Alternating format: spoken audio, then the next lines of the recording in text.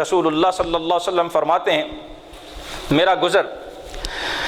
ایک ایسی قوم کے پاس سے ہوا جن کے پیٹ فرمایا بڑی بڑی کوٹھڑیوں کی طرح تھے، جیسے بڑے بڑے کمرے ہوتے ہیں، پیٹ اللہ معاف فرمائے اتنے بڑے بڑے ہو چکے تھے، اور وہ اپنے بھاری بھرکم پیٹ کی وجہ سے اٹھنے کی کوشش کرتے تو ان سے اٹھا نہیں جاتا تھا، پھر گر پڑتے تھے۔ اور بعض روایات میں کہ ان کوٹھڑیوں جتنے بڑے بڑے پیٹوں میں اللہ کے رسول فرماتے ہیں بچھو اور سانپ تھے جو اندر پھر رہے تھے، نعوذ باللہ من ذالک۔ اور پھر فرمایا فرعونی درندے،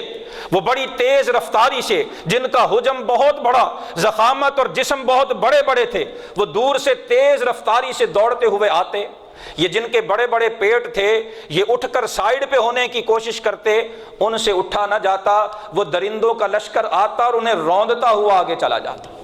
وہ کچلے جاتے، ان بھاگتے ہوئے تیز رفتار بھاگتے ہوئے درندوں کے قدموں سے کچلے جاتے، اور پھر وہ آگے جا کے درندے واپس پلٹتے، ان کے جسم پھر صحیح ہو چکے ہوتے، پھر انہیں کچلا جاتا۔ رسول اللہ صلی اللہ علیہ وسلم فرماتے ہیں جب میں نے یہ دیکھا،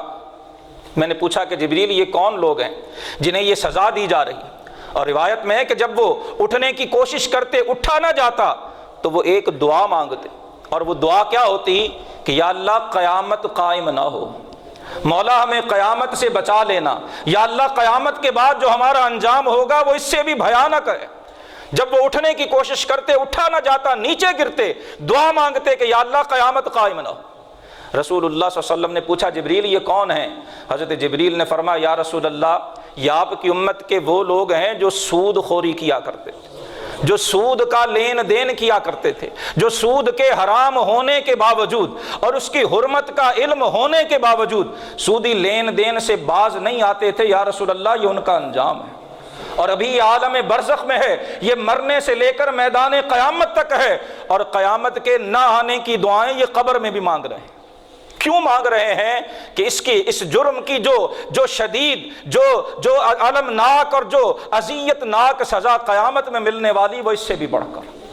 اللہ پاک ہمیں محفوظ فرمائے، اللہ پاک ہمیں اپنے فیصلوں میں غور و فکر کرنے کی توفیق عطا فرمائے، اور اللہ پاک ہمیں اس قبیح جرم سے محفوظ فرمائے۔